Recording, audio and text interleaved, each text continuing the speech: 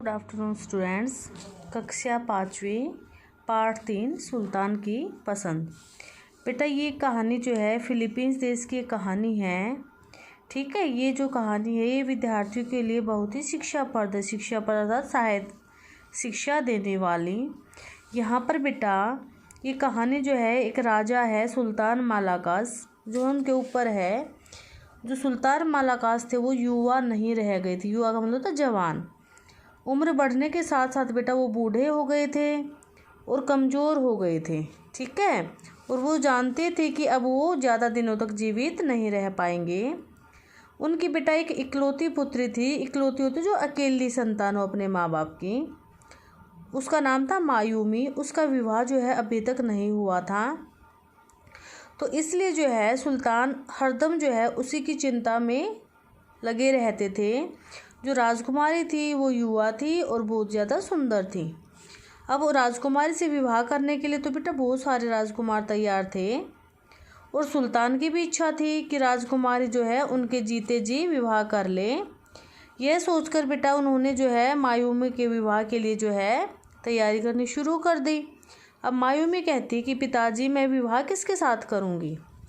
अब उसके पिता कहते हैं कि जो व्यक्ति तुम्हारे लिए सबसे उपयुक्त वर होगा और जो हमारी जनता पर भी अच्छे से राज कर सके उसी के साथ तुम्हारा विवाह होगा। लेकिन सबसे उपयुक्त वर का चुनाव कौन करेगा। अब उसके पिता कहते हैं यह काम मैं करूँगा। बूढ़े सुल्तान ने कहा। उस दिन राजा ने अपने जो दूत थे बेटा, दूत होते सिपाही, उनको राजकुमारों को उन 3 राजकुमारों को अपने दरबार में आमंत्रित करने के लिए भेज दिया जिन्हें वे अपनी पुत्री के लिए उपयुक्त समझते थे। बेटा अब जो राजकुमार थे ना वो 3 राजकुमारों को जानते थे जिन्हें जो है वो अपनी पुत्री के लिए उपयुक्त समझते थे। उन तीनों राजकुमारों के नाम थे बेटा राजकुमार मेजिटांग, मारंगल और डाकिला। ठीक है, ये 3 राजकुमार बेटा राजसी घराने से थे। राजसी घराने का मतलब होता है राजाओं के घराने से। बहुत ज़्यादा सुंदर थे, ऊंचे थे और बोलने में भी मृदुभाषी थे। मीठी भाषा बोलते थे, अर्थात उनकी जो बोली थी वो मीठी थी। राजकुमारी मायूमी के लिए सबसे उपयुक्त वर का चुनाव जो वो कठिन था क्योंकि तीनों ही राजकुमार बहुत ज़्यादा सुंदर थे बेटा। ठीक है, वह यह सोचकर खुश थी कि जो अच्छा जो वर है सुयोग्य का मतलब अच्छे वर का चुनाव जो उनके पिता को करना था। सुल्तान ने राजकुमारी का स्वागत किया और कहा जो तीनों राजकुमार थे ना बेटा वो अब वहाँ पर राज दरबार में आते हैं। सुल्तान ने उनका स्वागत किया और कहते हैं कि मैंने आप तीनों नवयुवकों को यहाँ इसलिए आमंत्रित किया है क्योंकि मैं आपको यह बताना चाहता हूँ कि मेरी जो बेटी है अब विवाह के योग्य हो गई है। तीनों राजकुमारों ने बेटा सिर झुकाकर कहा।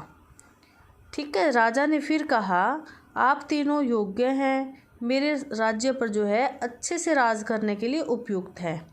लेकिन जो राजकुमारी है वो तो आप तीनों से तो विवाह कर नहीं सकती। आप तीनों में से किसी एक राजकुमार के साथ ही वो विवाह कर सकती है। इसलिए जो है मैंने आप तीनों को 1 महीने के लिए जो है भ्रमण पर भेजने का निश्चय किया। अर्थात मैंने आप तीनों को जो है एक काम दिया कि मैं तीनों को जो है एक काम देता हूँ, अगली पूर्णिमा तक आपको यहाँ वापस पहुँचना होगा। जैसे आज पूर्णिमा है, पूर्णिमा होता है बेटा जिस रात को चांद पूरा निकलता है, और वो कहते हैं कि 1 महीने बाद वापस आपको यहीं पर आना है और मेरी बेटी के लिए एक ऐसा उपहार लेकर आना जो आप ये सोचते हो कि ये सबसे अच्छा उपहार है। आपके पसंद का उपहार जो है वही आपके भाग्य का फैसला करेगा। अर्थात जो आप उपहार लेकर आओगे उस उपहार से ही ये पता चलेगा कि मेरी बेटी जो है किस राजकुमार के साथ विवाह करेगी।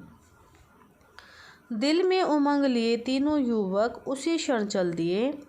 अब जो पूर्णिमा का चांद था बेटा, पूरा चांद वो धीरे धीरे घट गया क्योंकि जो चंद्रमा था ना बेटा उसका जो आकार है वो घटता बढ़ता रहता है।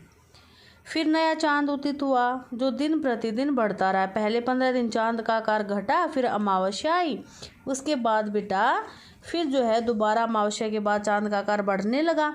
फिर जो है एक दिन पूरा चांद उदित हुआ। उसी शाम सभी बिगुल तो रही ढोल नगाड़ों ने विवाह योग्य तीनों राजकुमारों के पहुंचने की घोषणा की। अर्थात जो राज दरबार था बेटा उसमें जो तीनों युवक आए तो उस समय जो है जो महल था बेटा वो बहुत सजाया गया था। तीनों जो राजकुमार हैं उनका स्वागत किया गया था।